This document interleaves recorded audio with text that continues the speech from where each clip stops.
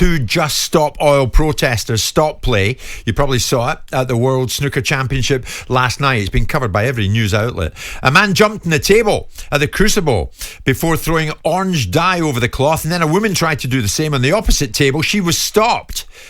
Two activists jumped out of the crowd around 7:15 last night, invaded the arena, interrupted the first round matches in Sheffield between Milkins and Perry and Allen and Zengi. And then a male protester wearing a white T-shirt bearing the organisation's slogan managed to climb onto the table of the Milkins-Perry match and disrupt the whole thing. So the Just Stop Oil protest is clearly high profile and still alive and well. Alex, in the past on this show with Simon, we have spoken to the owner of Forest Green Rovers, Dale Vince, who made no bones about it, that he helped provide the funding, which led to Just Stop Oil protesters protesting at football matches, which begs the question, did Dale Vince have anything to do with last night? So let's ask it. Dale, good morning. Did you have anything to do with last night? Morning, Jim. Nah, I had nothing to do with it. I saw it on the news along with everybody else. Okay, so no fingerprints of yours on that last night, but you fully back what you saw, do you? You support what the Just Stop Oil protesters did? Yeah, I do. Yeah, I back what they do. I think they're doing brilliant work. They put themselves in harm's way to make a really important point. We've got to stop drilling for new oil and gas. Our government are doing the opposite. We're in the teeth of a climate crisis. There's actually killing people around the world right now. Nearly 40,000 people died in Europe last year alone from the record levels of temperature. So this is a really important issue, and a bit of disruption is a price worth paying, I think.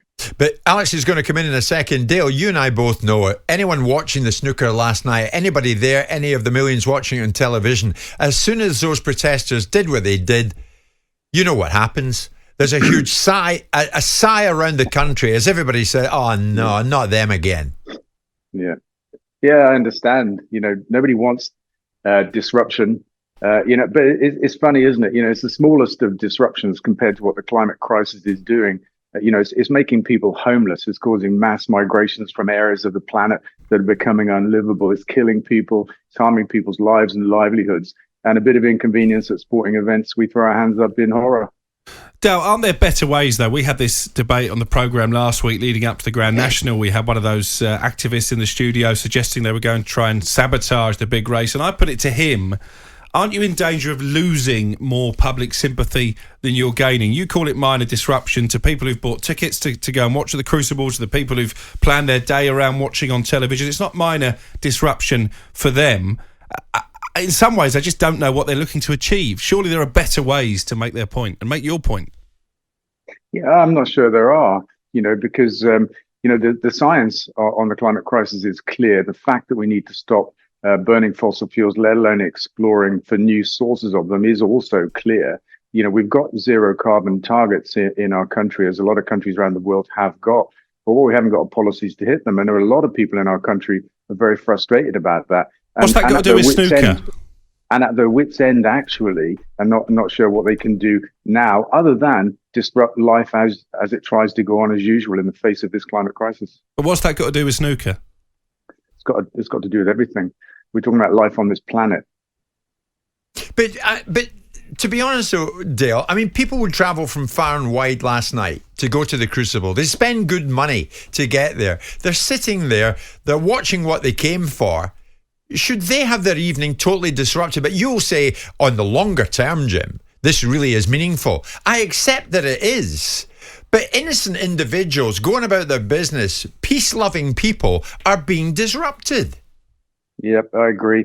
I accept that. Peace-loving people around the world are being killed by the climate crisis. That's a fact you can't argue with. And I think that's more serious than a bit of sporting disruption.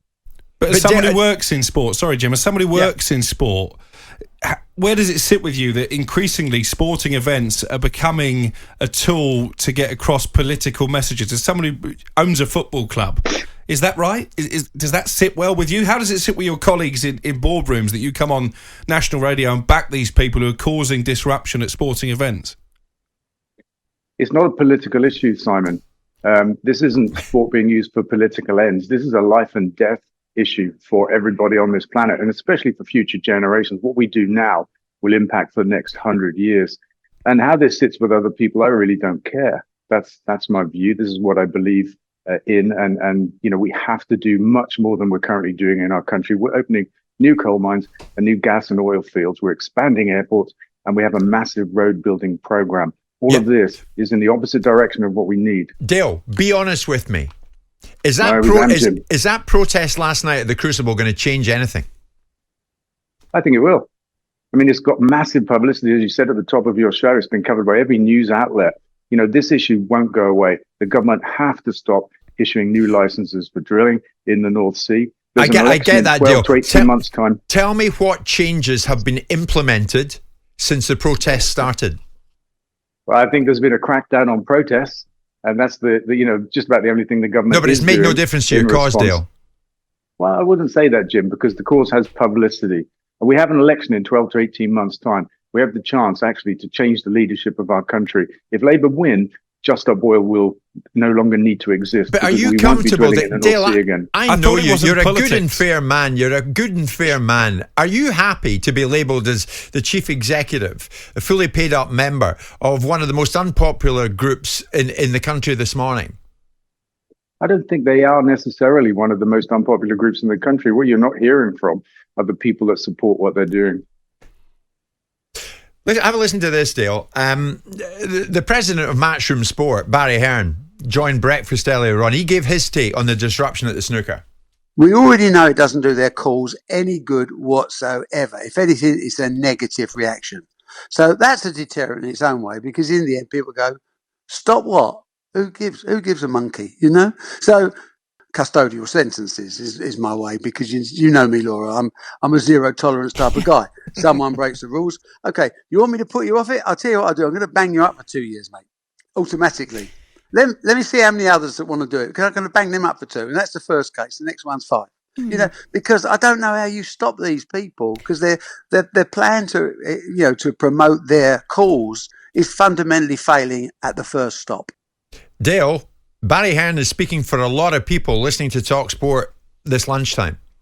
You'd agree? I'm sure that he is. I don't doubt that. But there are a lot of people that you're not hearing from in the country that do back what Just Stop Oil are doing because of the importance of the issue. And I would say, just to say that they're not getting their message through seems silly to me. We had this conversation on your show some months ago. If you remember, Simon, at the end, I made the point that actually we were talking about the climate crisis on sport radio. And that is an achievement, actually, to get this issue in front of people. And the same was probably said about the suffragettes, however many years ago that was. It's pointless. They should choose other means of protesting, et cetera, et cetera. If there are further similar Just Stop Oil protests in the next few weeks, Dale, and you're asked to fund them, will you do that? Well, they never asked me to fund specific protests. I just give them money to help them do what they're doing. Dale Vince, thanks very much indeed. The owner of Forest Green Rovers, Dale Vince, with us live after that protest at the snooker last night. Jim White and Simon Jordan. Monday to Friday mornings from 10 on AM, on DAB, via the talkSPORT app and on your smart speaker. talkSPORT.